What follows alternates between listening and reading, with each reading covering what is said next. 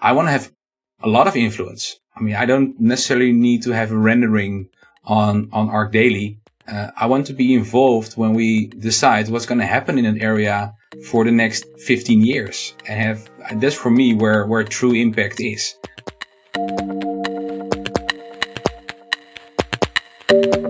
In these times of fast change, have you ever thought architecture might be falling a bit short and wondered, what's next? Well, let's find out. My name is Luca De Stefano. I'm one of the founders of Known-A, and this is Boundary Breaking Businesses Beyond Architecture, designers and commissioners of tomorrow speaking today.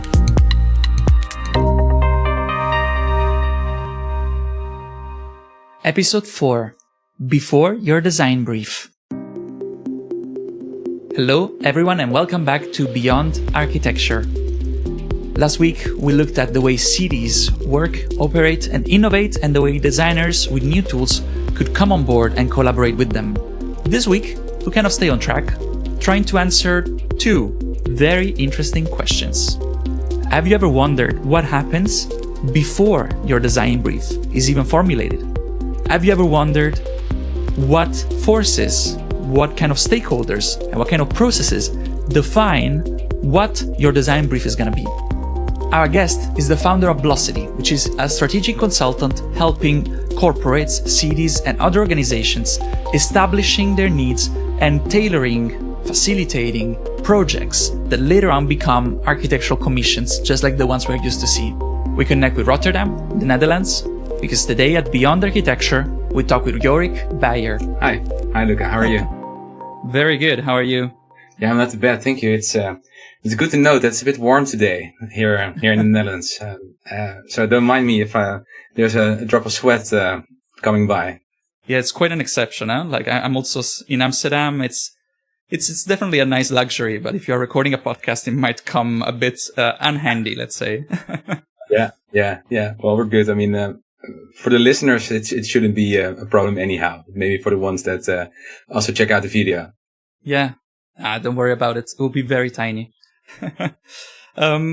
So Jorick, I wanted to jump in with a very hot question. Like the first time we met, you told me that architects always come very late in the process. What does that mean? I think what I see in my practice of the last 10 years within Blossity, I see that designers are more and more limited to executing upon a brief that has been predefined by other stakeholders in the planning process. And in particular, architects and landscape architects. I think they're often, if you look at that entire chain from definition to a brief, to design, to build, that element of design is becoming smaller and smaller, which is not always a bad thing, but in a way also limits the full potential that I think designers have and the added value that they can bring to the table. So you mentioned other stakeholders, and you mentioned the fact that there is limited room if you come at the end of the process. So who are the ones that come at the beginning of the process? Who are these stakeholders that have actually a lot more decision power over the design brief that comes later on? Yeah, that's the one that pays. It's almost simple as that. I think, in this sense, you should follow the money. And I think there's always a client, and there's either an investor or a landlord, or a corporation or a housing association that has a certain mandate, that has a certain a strategy they have in-house to act upon, who at some point decide, okay, let's bring this towards execution and start bringing that strategy to execution. And let's start involving designers, other engineers, advisors to materialize on that strategy. But I think the early days of any design process sits within a boardroom where typically a CFO decides on what kind of investments are made upon what kind of strategy. And I think that's an interesting place to be for people with design thinking skills. Yeah, that's interesting. Huh? You mentioned CFOs. Like, I never thought about it, that the ultimate decision would come from a CFO perspective rather than, like CEO, more strategic roles in a way. Are you guys sitting in that boardroom sometimes as Blossity, as strategy consultants? We're regular visitors of the boardroom. Yeah, I sit in my own boardroom within Blossity, of course, but no, we definitely focus on boardroom advisory and helping people that make these kind of decisions to expand their horizons a little bit. And what I mean with that, I think there's very, very little imagination nowadays. There's no lack of capital, but there is a lack of imagination. And I think what we try to bring in that boardroom is a broader perspective, scenario thinking, a more holistic visioning, better storytelling. That's all sort of supplements that more financial decision that needs to be made. So we are very keen and very focused on actually advising on that level with clients and stakeholders that are not so typically involved with the architecture as a project itself, but rather take these more high level, long term, more abstract decisions. So you help decision makers, and you mentioned before, follow the money, which, it's always a very interesting saying.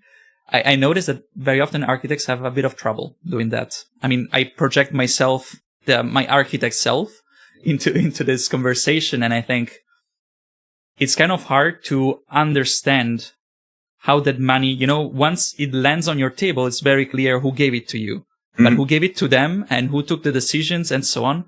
This is a blurred, kind of story that is very hard to grasp.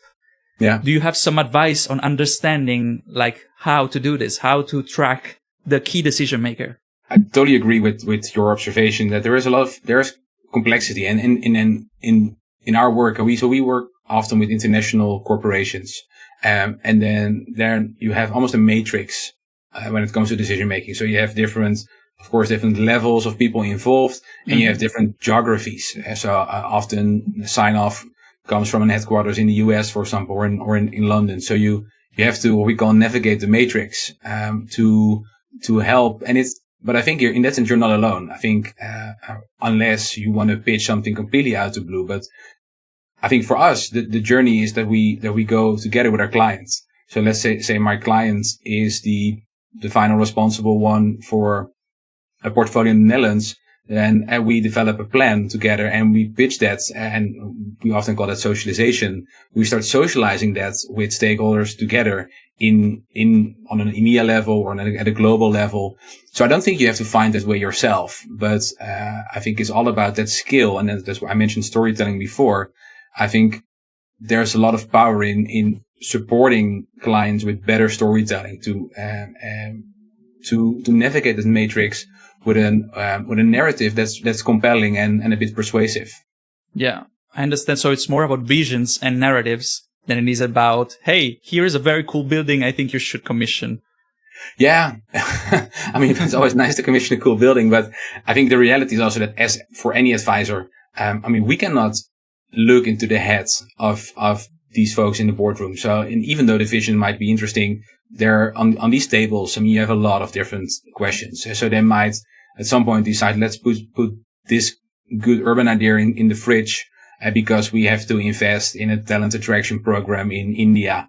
That's a different magnitude, but they only can spend their money once. And so I think at some point you also need to understand that if your project is not being executed straight away, it's not necessarily a bad project. But I think there is a lot on that visioning and storytelling where I think the designers at large have a skill set that's, I think, too little leveraged in these kind of sort of spheres. Mm-hmm. Well, at this point, I think listeners are quite curious to understand a bit more about what you guys do. We talked about these boardrooms. I'm visiting them very often.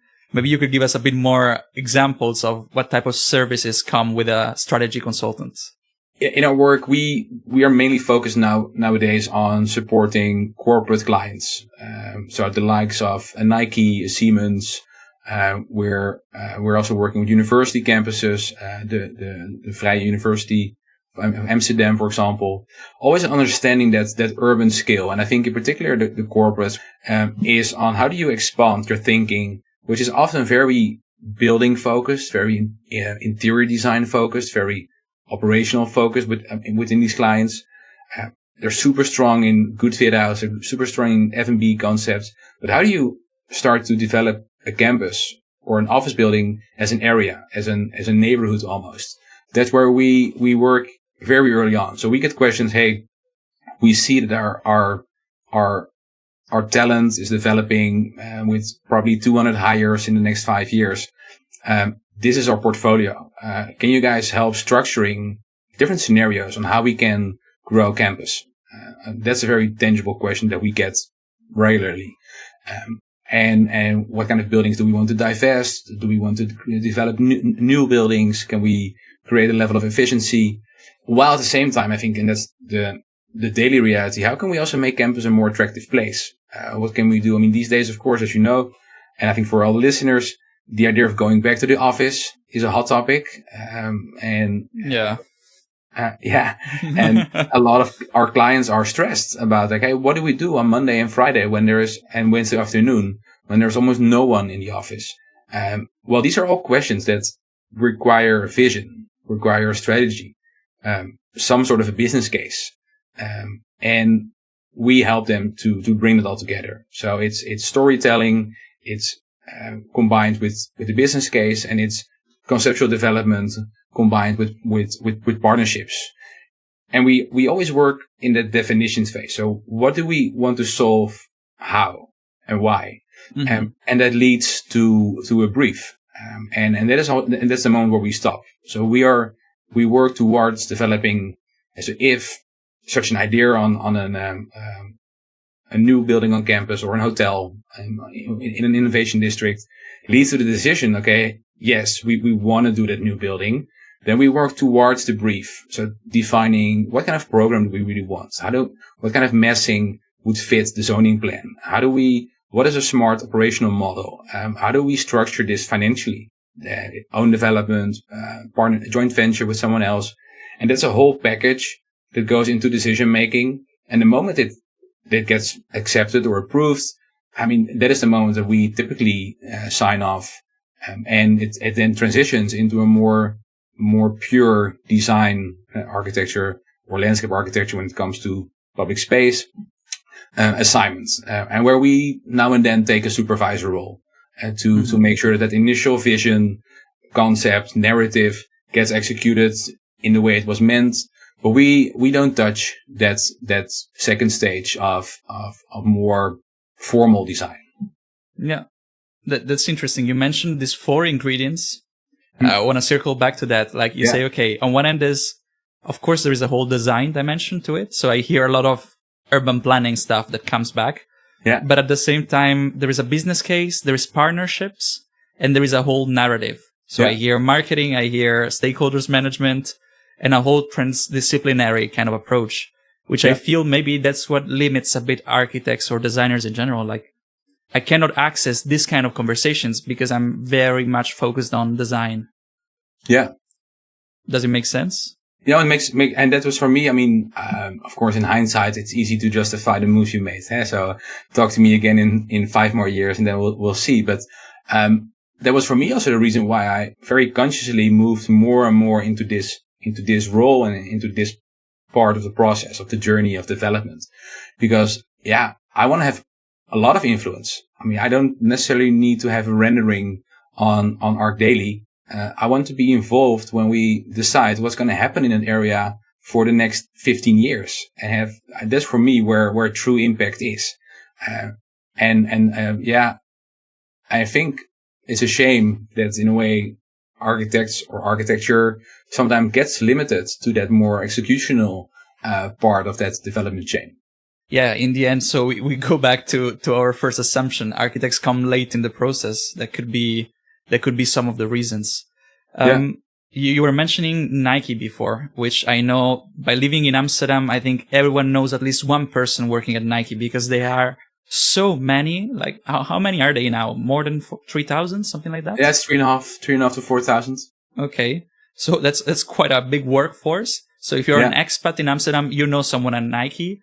And Yeah, it's quite interesting, the case of Nike. Maybe you want to tell us a bit more about that. Like, what was your role in that type of transition? How did they build the new campus? And what were you guys doing for them? How were they helped by Blossity? We encountered Nike 5 years ago. So I didn't mention it yet, but the beginnings of Blossity are sort of tied around the relation between the built environment and human behavior. So I founded Blossity together with Marije Blok, who is a health scientist and a sociologist. And we were very keen, and we're still keen to better understand the impact of the built environment on behavior. Well, 5 years ago, I thought, hey, man, it would be interesting to work together with Nike on something like that. To be honest, that's the whole story. But at that moment, we were already involved pretty hands-on in Hilversum. That campus, for the listeners, Hilversum is a pretty small town. Campus is a pretty big corporate in general, but in particular to the scale of Hilversum. And we started to work firstly on their own campus strategy, like I mentioned, growth scenarios, activation of the space in between the buildings. And so imagine it's 9 to 10 different buildings. There are outdoor sport facilities. How can we make that more interesting? That campus is surrounded by a couple of plots of land, which is sitting empty or has been sitting empty for years. And the municipality of Hilversum had an ambitious plan back in the days, and we're executing on it right now, to develop a municipal pool, a municipal sports hall, an international school, and some more program on these plots, owned by Nike. When it comes to diplomacy and deal making, and that's what we've been doing for the last couple of years, and partially building on that vision that we created at Blossity together with Nike on campus, to bring it to a completely different scale and start to explore how that campus could transform slowly in the next couple of years into a mixed-use neighborhoods, innovation districts, whatever name you want to give it, where all of a sudden that quite monofunctional business park with other tenants as well, but I mean, proportion-wise, it's a lot Nike. Transforming that into a neighborhood where you at some point have 900 apartments, all that public program that I just mentioned for the city of Hilversum, and where the outdoor facilities of Nike at some point start to function as the public space of the new neighborhood. Well, circling back to these 4 topics, I mean, that is all about storytelling, about deal making, about developing a business case and a financial model, developing a high level vision. And so for us, great place to be, because we could leverage all our capabilities that we have without that full stretch assignment on creating such a comprehensive plan, which they did in a terrific way. I think in that sense, a good example of our approach. Does that help? Yeah, I think so. I mean, aligning interests, mediating between stakeholders, I think that's a big piece of work in itself. I wanted to link back to something you said, like you were telling the story of how you first pitched to Nike. So you had a very thick pitch deck, and you just, went there and tried to get them on board. How did it feel like? Where did you go? You guys were in the headquarters in Hilversum or elsewhere? Yeah, it was funny. So I was in Singapore for another assignment, and super accidentally, someone was on the list, and I recognized the Dutch name and Nike. So I mean, Dutch people being Dutch, of course. We started to chat about with each other, and I already knew that. I mean, I had this thing that we worked with corporates before, but I was very passionate about the idea of doing something with sports, cities, and Nike. So she made a very kind introduction. And at that moment, though, indeed, so that meeting was a few months later in Hilversum, in the headquarters. Yeah. I think it's a bit, I mean, everyone knows that. I mean, that feeling that you have for a P5 presentation in university, or a client that you're very keen to land. Yeah, of course you feel, and you're slightly impressed by the surroundings of the place. It's that feeling of arriving in a slightly overwhelming environment, a bit of nervousness about, the feeling of a one-time opportunity to pitch this, what you think is a super cool idea to someone that you've never met before.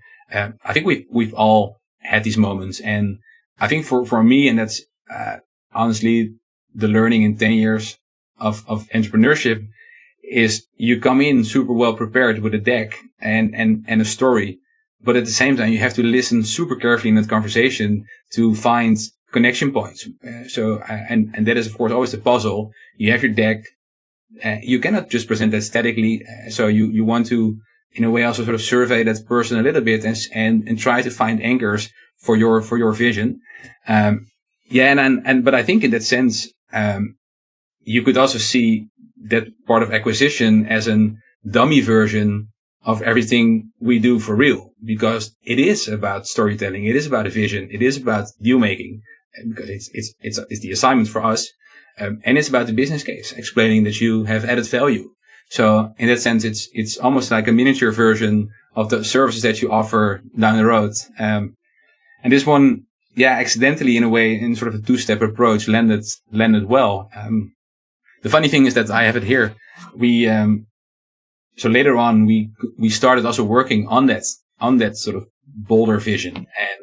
And we've had the honor to go all the way from a very bold, high level idea to a strategy, and completely internally, speaking about the matrix, internally socializing that idea with other teams, testing it in 5 European cities. And in the end, we've built a prototype in Berlin, in the Sony Center, where we actually created, in partnership with 2 investors, a new sport facility, that's open to all, free of use, with 10 training classes a week, hosted by Nike coaches. All the way from that first idea to sort of testing the prototype, and then rounding it up in a corporate strategy. That has been huge. Has been close to a dream assignment, I have to say. I can imagine. I'm already jealous, I have to admit. Like, this seems like the assignment I would love to work on. But circling back to pitching, I really can relate to what you're saying. Like, if I hear you right, we are talking about your pitch deck is a starter for a conversation, is not the end result. Like, pitch and then listen as much as you can, right? Yeah, or preferably first listen and then do your pitch. And then of course the challenge is that you cannot edit your slides along the way. So I always love to first have 15, 20 minutes of conversation to really understand very quickly what the other person on the table, what problems they have. I think in the end, people want to be supported. And of course, it's nice to have a nice extra. It's rare that you help a client with a nice to have idea. Let's be fair about that. But mainly they need support on problems they face. Mm-hmm. And of course, then if you're able to turn a problem into a nice to have, that's cool. So I think it's key to understand very quickly what the needs of the other person, but also the language. I think there's a lot to say about. I'm always very conscious about replicating words a prospect clients use. I think creating that. So wait, sorry, you repeat, you try to absorb their kind of vocabulary and repeat after. Yeah. Okay, that makes sense. Yeah, I think I've been selling stuff as a kid quite often. So I come from an entrepreneurship-driven family, and maybe it's psychology out of thin air. But for me, I think it always helps to adjust my lingo to the lingo of a prospect client or a partner. I think it's always good to try to very quickly develop some kind of a same kind of not attitude, but the same kind of wavelength almost on how you approach things, to give that person a feeling that you're the person that is able to support. Yeah, it makes sense. So you want to communicate as much as you can, so why not adapting the communication to the person you have in front? And to me that's not fake or something. I think to me it's just also showing that you're interested, showing that you're able. In the end, in particular, these are often very political. All our work is political, and so I think the ability to adjust to stakeholders, I think, is key. That's part of, as I mentioned before, that's part of our job. So then I also have to be able to adjust myself a bit to that client and make sure that we at least test if we can get ourselves more or less on the same platform. Yeah, I feel like one of the reasons why I'm slowly moving out of architecture and design, and one of the reasons why I'm hosting this podcast, is because I feel architects are doing the opposite. So you're very much focused on a peer-oriented communication, on stating your own identity, on stating your own vocabulary. You know, the next one that invents the next style is going to be the next architect and so on, which is, I feel, the opposite of what you're telling me right now. It's the opposite of marketing, for example. Like, marketing is tailoring your message to the listener, not to the speaker. Yeah. No, you're 100% right. I was actually talking to my wife this morning, and she was like, "Hey, what are you going to tell Luca?" And I said, "Yeah, look, I think architects should be more humble, and they should be more assured of their own qualities in the same time." And let me expand on that. I think you already made that opening. I think architects there is a sense of arrogance in the way that drawings, visualizations, but in particular language is being used to create a sort of sense of something that is very difficult, very abstract, very important, that for a lot of these people that are in the end making a decision is completely vague. So I think there is a sort of self-celebrating component within the architectural scene, where for some reason, I could say we or they, doesn't really matter. I mean, I still feel connected to the design community, where there's a sense like, hey, yeah, if we just write about this in a super difficult way, then it makes a lot of impression.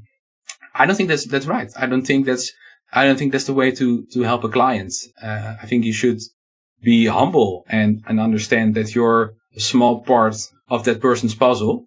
And the funny thing is, and there's a paradox in that, is that at the same time, architects, they are so willing to provide their ideas and services for free. So they're always sort of building a sort of a fence of difficult lingo and difficult communication, while at the same time, they're all in for free competitions. I mean, balance that, be more flexible, more agile, more humble towards your clients. Make yourself part of that process and not some kind of sort of an elite outsider. While at the same time, make sure, and they're related, make sure that you're rightfully paid for the value that you add to the process. And maybe in that sense, it's a response, where because of the lack of salary they receive, they at least want to get some kind of satisfaction from sounding intellectual. I don't know, but I think that's where it's going south in this whole thinking on the future of architecture. I feel like I'm very strong on this. I'm even part of the education system in architecture at the moment, and still I'm very critical on the way architecture is taught. Like, it's an art discipline, and architecture shouldn't be an art discipline. Like, it has a creative component, but for me, it should be creative problem solving. It shouldn't be art. Yeah. I don't know. I mean, I actually know that we studied in TU Delft, both of us. Mm-hmm. So we kind of come from similar backgrounds. Yeah, but that's a bit my pain point these days. Like, I'm really wondering, how do we change the educational system in order for architects to be more competitive? Because today, let's be fair, that the profession is going worse and worse in terms of profits, in terms of quality of the workplace, and in terms of lifestyle. Yeah. So I need to be careful, because if I explain too well what we do, then all of a sudden I might have a lot of new competition after your podcast, which I know is well appreciated by young talent. But I think it's a decision almost that you need to look. I don't think that architects are needed these days for the role that they now play in the cycle of development. I think it's there's so little, and that's from a market point of view, and there is so little added value compared to a good BIM drawer within a construction firm, or an in-house engineer. There are in-house design teams within every construction firm. You don't need a fancy architect or an potentially fancy architect to do that. So I think the decision that you need to make: do I want to turn myself into a more art-focused, sort of art perspective-driven kind of designer where I just go for self-commissioned plans. I focus on maybe public architecture where there's still a little bit more space for proper design. But also then appreciate that also that my fees turn a bit more into the art kind of scene. It's a bit more of a bit more of a different lifestyle. Or do I leverage the skills that I've learned into a softer way, a little bit less rigid on the output, and try to create value in different parts of the process? I think, these are the 2-3 different tastes that I see, I think, these days. I understand all this advice about pitching. I think it makes sense, but I can also imagine some struggles for a role like yours. Like you kind of came up with a new way of being designers or being consultants. So I might imagine there might be some difficulties in explaining this to others, to potential clients, to collaborators. Like, do you struggle sometimes? What are the biggest issues there? Yeah, no, I struggle often, to be honest. So in a way, I mean, we are, if you have the typical management strategy consultant here and the typical architect, landscape architect on the other hand, we are a bit closer to that strategy advisor, but then with a very strong design spatial capability.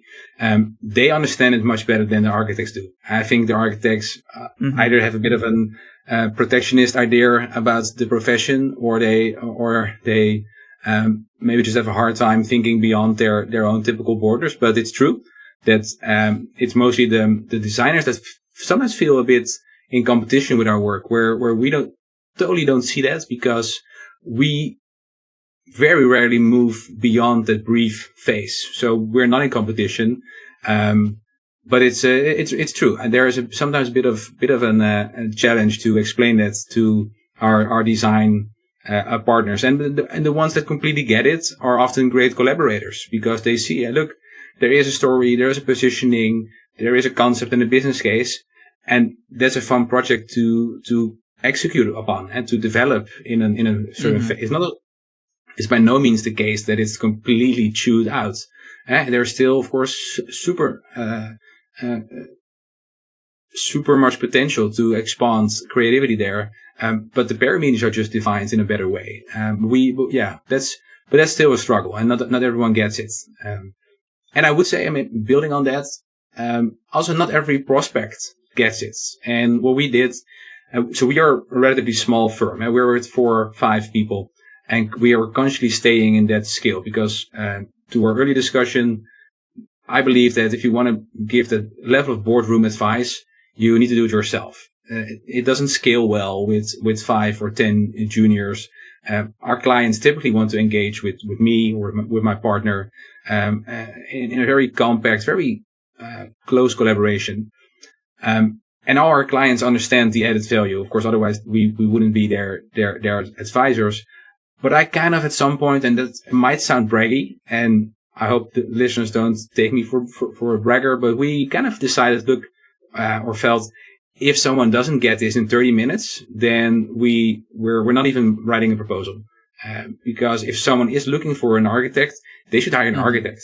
If they want to work with a Deloitte because they find it more assuring to have a global company with 8,000 consultants, go for Deloitte. But if we have a click in that conversation, in that first pitch moment, then we're super keen to help. But because our work is in that sense so niche, the connection with the client or with the prospects has to be very strong from the beginning. And we really stopped also because we have plenty of work, to be fair. We stopped with writing proposals where we already don't have a good feeling about the clients. And that's a luxury. I appreciate that, but we're very happy that we're now in that position. Yeah, I think also it makes sense. Like if you are posing your service as a problem solver in a way, if your story doesn't resonate with your client, most likely you can't solve any problem for them at the moment, the way things are. Of course, Correct, it takes some time to explain it, but if they had a fair chance, probably it's just, it's just not the way to invest your time. Yeah. Well, Jorick, you shared a lot of useful stuff today. I always close this podcast kind of framing very clear advice for either those that are running a design practice or those that are starting maybe their design career right now. And there is a lot of wisdom in our conversation that I think they should pick on. maybe you want to formulate a final recommendation? Oh, I would always support anyone who goes for an individual or team-based sort of personal practice. I think there's a lot of value in going maybe for 2-3 years into a bigger firm to understand. I mean, you can also learn it actually in 6 months, but to learn some of the mechanics within a bigger firm. But personally, and that's really my personal advice for your own learning curve, I think it's so good to have your own company or have your own collective. We discussed pitching, we discussed writing proposals. I've learned so much in these 10 years because you're challenged every other month. You're considering, where do I add value? What is my proposition? What kind of client do I work for? And that is completely different if you work within a big organization where someone decides what kind of airport you're designing the next 8 months. And so I think having that entrepreneurship pathway, I think on a personal level, if you look at purpose, if you look at sort of having a meaningful job and allowing yourself to grow as a person, I would support, and I want to support everyone that travels in that direction, even though it's difficult and it's challenging. But I think that's where you can really understand your own full potential and leverage that, for better cities. And I think that's ultimately what we should all work for, creating stronger, more social, and more beautiful cities. All right. So go guys, start your own firm, start your own company, just jump in the water and you'll start swimming. Is that it? Yeah, and remember that it doesn't matter if you take the highest dive board, because if you'll get wet anyhow. Just take the highest one for starters, and we'll meet each other in the water. Yeah, I also feel like it's rather, like it's better to start an entrepreneurial career when you're very young, and like your monthly costs are lower, you can take more risks than doing it along the way.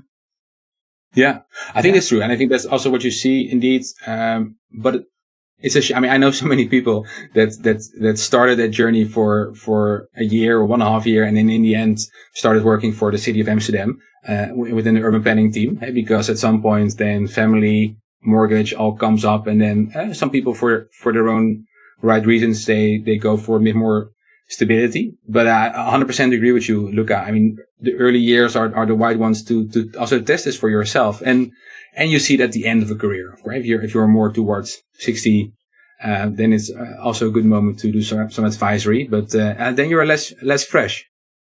Yeah. No, and I like it. I like the idea that it could be something you do for 2 years. You learn what you have to learn, and then maybe you go back into municipality or a large corporation or whatever. Yeah. Jorick, thank you so much. This was really interesting, and I was really happy to have you. Yeah, likewise. Yeah, fun conversation, and I'm really looking forward to some of your other podcasts in the series.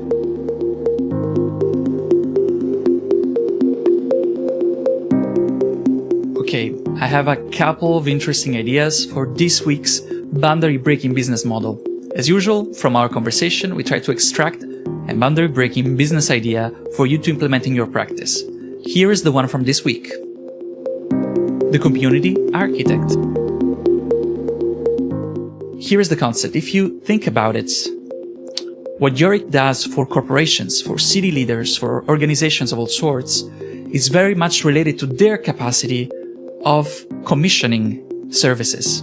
Meaning, in other words, to make it simple, they have the money, they can afford to have a consultant to help them taking good decisions. And not only that, but if you refer to what Jorick said, his consultancy services are basically brokering these ideas to stakeholders. He facilitates processes. The chances that his clients' ideas are gonna be implemented are a lot higher if you can afford to have someone like Jorick helping you out throughout the process. So what if you, architect, started doing that, not only for those that can afford it, but for those that don't? If you refer to episode 3, where we talked about the Amsterdam municipality and the way they try to improve their participation processes, we know that participation is today still a big ambition. In simple words, you could do what Jorick does for corporate clients, you could do it for communities. And you could do it for communities starting with bottom-up processes, establishing office in libraries and hearing them and translating their needs into design strategies and then lobbying these strategies and needs with the municipality, with corporate stakeholders. Basically, you become the other side of the table for Jorick. This applies quite well with a no-profit business model. Basically, you could be funded by philanthropists, or you could be even collaborating with the municipalities, like allocating or tapping into participation budgets. This is an idea. I'm sure there is a lot more to think about and to expand on this topic. And I want to add one more thing. Jorick's business model, I think he explained quite nicely in our conversation, so I tried to go a bit further in this week's boundary-breaking business model idea. But it's useful to keep in mind that the way he works, so working closely with clients and institutions, can still make a big difference for communities. You can still work from the perspective of the corporate clients and help them accommodating the interests of communities. As usual, our channels, Known A on LinkedIn, Known A Podcasts on Instagram.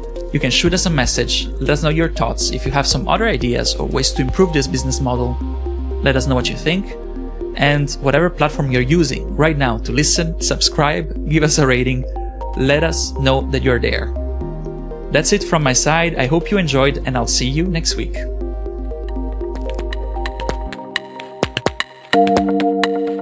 Beyond Architecture is a Known A podcast. This episode has been developed with the financial support of the Dutch Creative Industries Fund. Editorial support and marketing for Known A, Marco Matteo Cristofori, Daniela Silva, and Francisco Rivera. Sound supervision by Daniel van de Poppe for Spraakmaker Media. Advisory, Max Augustijn, Martine Chloe van de Bomen, Francesco De Stefano, and Anne Bruna. I'm Luca De Stefano, your host, and this was Beyond Architecture.